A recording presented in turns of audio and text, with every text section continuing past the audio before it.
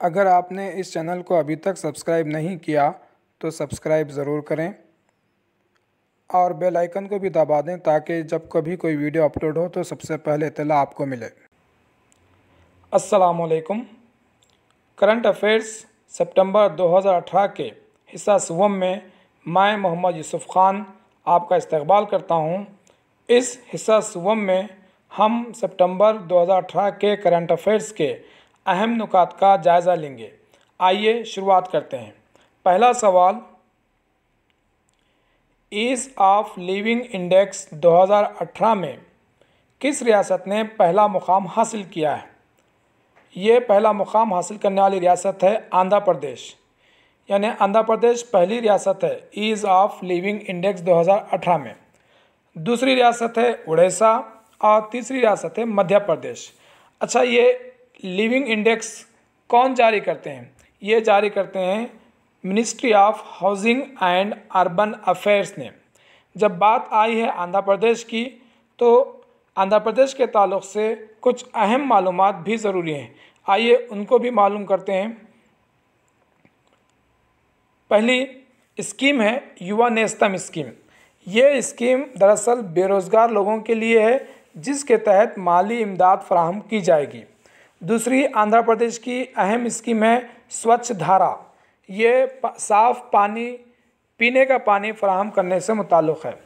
और एक mobile app Andhra Pradesh हुकूमत ने जारी किया है ई रैतु। ये मोबाइल ऐप है किसानों के लिए। इसके अलावा यूनेस्को गेमिंग यूनिवर्सिटी भी आंध्र प्रदेश में क़ायम होने वाली है। यूनेस्को गेमिंग यूनिवर्सिटी किस शहर में क़ायम होने वाली है? ये आंध्र प्रदेश के शहर वाइज़ाग में क़ायम होने वाली है। इसके अलावा दुनिया का पहला थर्मल बैटरी प्लांट भी आंध्र प्रदेश में क़ायम होने वाला है। ये आंध्र प्रदेश के शहर अमरावती में क़ायम होगा। और आंध्र प्रदेश में दो मशहूर झीलें हैं जो अक्सर इम्तिहानात में पूछे जाते हैं। एक है कोलेरू झील और दूसरा है पोलिकट झील। ये दो अहम झील हैं। अगला सवाल, हाल ही में इंडिया और श्रीलंका के दरमियान में हुई बहरी फ़ौजी मशक़ का नाम क्या है? ये फ़ौजी मशक़ें बहुत अहम रहती हैं और इम्तिहानात में अक्सर पूछी जाती हैं। इंडिया और श्रीलंका के दरमियान में जो बहरी फ़ौजी मशक़ हुई है उस फ़ौजी मशक़ का नाम है स्लाइनेक्स।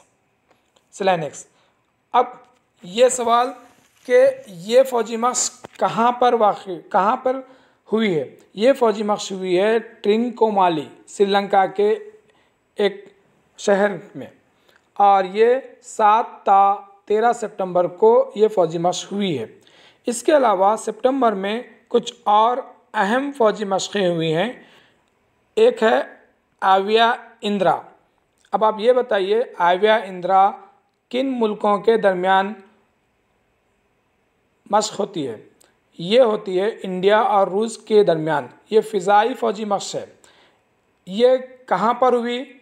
रूस में हुई। रूस के शहर लिप्स्टिक में हुई 17 से 28 सितंबर के दरमियान में।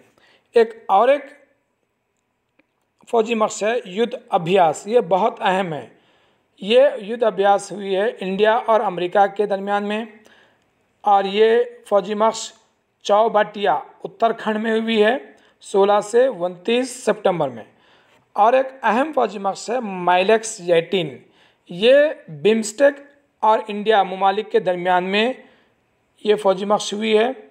ये पूना शहर में हुई है।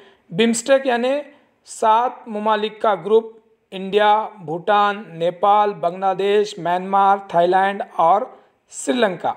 लेकिन इस दफ़ा नेपाल ने बिम्स्टेक माइलेक्स 18 में हिस्सा नहीं लिया। इसके अलावा एक और फ़ौजी मशक़ हुई है सितंबर में, वो है नोमैडिक एलिफेंट। ये इंडिया और मंगोलिया। इसरो ने हाल ही में किस मुल्क के 2 सैटेलाइट नवासार और S14 को खला में दागा है? नवासार और S14 ये 2 सैटेलाइट हैं यूनाइटेड किंगडम के। किस मुकाम से दागा गया है? ये दागे गए हैं श्रीहरिकोटा से, जो कि आंध्र प्रदेश में है। अक्सर इम्तिहान में सवाल लॉन्चिंग व्हीकल के ताल्लुक़ से होता है कि किन सैटेलाइट को कौन से लॉन्चिंग व्हीकल से दागा गया है? ये जो सैटेलाइट खला में छोड़े गए हैं नोवासार और S14, इस सैटेलाइट का नाम है PSLV-C42। PSLV-C42। यहाँ पर एक और सवाल बनता है, PSLV का फुल फॉर्म क्या है? PSLV का फुल फॉर्म है पोलार सैटेलाइट लॉन्चिंग व्हीकल। ये दो सैटेलाइट नोवासार और S14 किस तारीख को खला में छोड़े गए? 16 सितंबर को छोड़े गए। इसरो का एक कमर्शियल विंग है अंतरिक्ष, जो दूसरे ममालिक के सैटेलाइट्स को खला में छोड़ता है, और इसरो का सदर मुकाम है बेंगलुरु।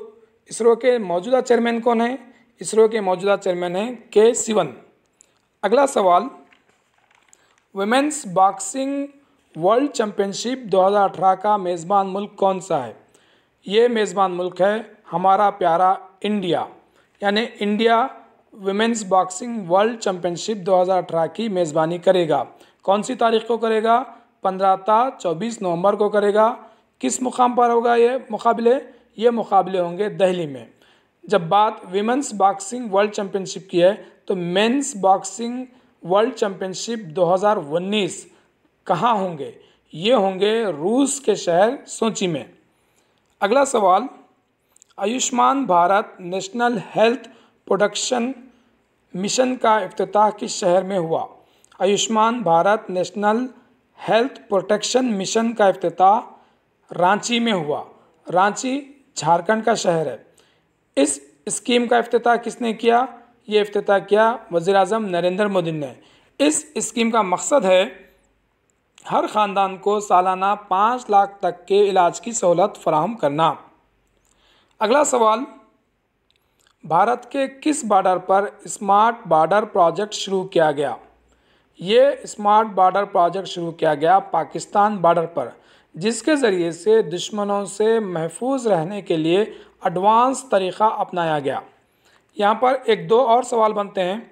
पाकिस्तान बॉर्डर और बांग्लादेश बॉर्डर, इन दो बॉर्डरों की हिफाजत करती है BSF यानी बॉर्डर सिक्योरिटी फोर्स, और चीन के बॉर्डर की हिफाजत करती है Indo Tibet border police force, और म्यांमार बॉर्डर की हिफाजत करती है आसाम।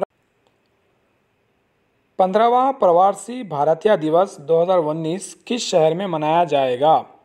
ये मनाया जाएगा वाराणसी में, जो कि गंगा के किनारे वाक़ है और वज़ीर आज़म नरेंद्र मोदी का पार्लिमानी हल्का है। प्रवासी भारतीय दिवस हर साल 9 जनवरी को मनाया जाता है, क्योंकि 9 जनवरी 1915 को गांधी जी साउथ अफ्रीका से मुंबई आए थे। इस याद में हर साल 9 जनवरी को प्रवासी भारतीय दिवस मनाया जाता है। इस दफ़ा हमारा पार्टनर मुल्क है, यानी प्रवासी भारतीय दिवस मनाने का पार्टनर मुल्क है मॉरिशस, और मॉरिशस के वज़ीर आज़म है परवीन जगन्नाथ। परवीन जगन्नाथ ये बहुत अहम नाम है, क्योंकि 2019 में परवीन जगन्नाथ हमारे मुल्क आने वाले हैं। इनका नाम याद रखना बहुत ज़रूरी है। मॉरिशस हमारे मुल्क की इकनॉमी के लिए भी बहुत अहम है, क्योंकि इस साल भारत में सबसे ज़्यादा FDI यानी फॉरेन डायरेक्ट इन्वेस्टमेंट मॉरिशस का ही है, और मॉरिशस में ही इस साल इंटरनेशनल हिंदी सम्मेलन मनाया गया। इंटरनेशनल हिंदी सम्मेलन कहाँ मनाया गया? इंटरनेशनल हिंदी सम्मेलन मॉरिशस में ही मनाया गया। इंडिया का पहला डॉग पार्क किस शहर में क़ायम होगा? यानी कुत्तों के लिए पार्क किस शहर में क़ायम होगा? ये पार्क क़ायम होगा हैदराबाद में, जो कि 1.3 एकड़ रकबे पर होगा, जो ग्रेटर हैदराबाद म्यूनसिपल कॉरपोरेशन के तहत रहेगा, जहां पर पालतू कुत्तों को ट्रेनिंग की सहूलत रहेगी। इसके साथ साथ कुत्तों के लिए एक्सरसाइज का सामान भी वहां पर रहेगा। अगला सवाल, सालाना 5 से 15 मिलियन मुसाफिरीन की कैटेगरी में सर्विस क्वालिटी के लिए किस एयरपोर्ट को दुनिया का बेहतरीन एयरपोर्ट का अवार्ड मिला? ये अवार्ड मिला है राजीव गांधी इंटरनेशनल एयरपोर्ट, जो कि हैदराबाद में वाक़ है। अच्छा, ये हैदराबाद में किस मुकाम पर वाक़ है? ये हैदराबाद के मुकाम शमशाबाद में वाक़ है। इस एयरपोर्ट को GMR Hyderabad international airport limited company operate करती है। अगला सवाल, इंजीनियर्स डे किस तारीख को मनाया जाता है? ये मनाया जाता है 15 सितंबर को, जो कि M विश्वेश्वरैया के जन्मदिन के याद में मनाया जाता है। इसके अलावा सितंबर के महीने में और अहम दिन हैं जिनको याद रखना बहुत ज़रूरी है। 15 सितंबर को ही इंटरनेशनल डे ऑफ डेमोक्रेसी मनाया जाता है। 14 सितंबर को हिंदी दिवस मनाया जाता है। 16 सितंबर को वर्ल्ड ओजोन डे मनाया जाता है। 25 सितंबर को अंत्योदय दिवस मनाया जाता है, जो कि दीनदयाल उपाध्याय का जन्मदिन है। 27 सितंबर को वर्ल्ड टूरिज्म डे मनाया जाता है। अगला सवाल, एटॉमिक एनर्जी कमीशन के नए चेयरमैन कौन बने हैं? ये नए चेयरमैन हैं कमलेश नीलकांत। ये शेखर बासु की जगह लेंगे। अगला सवाल, राजीव गांधी खेल रत्न अवार्ड 2018 किस खिलाड़ी को दिया गया? ये इस दफ़ा 2 खिलाड़ियों को दिया गया। एक हैं विराट कोहली और दूसरे हैं मीराबाई चानू। विराट कोहली तीसरे क्रिकेटर हैं जिन्हें राजीव गांधी खेल रत्न अवार्ड दिया गया। इससे पहले सचिन तेंदुलकर को दिया गया था और MS धोनी को दिया गया था। इस तरह विराट कोहली तीसरे क्रिकेटर बने हैं। इसके अलावा मीराबाई चानू को भी इस साल राजीव गांधी खेल रत्न अवार्ड दिया गया।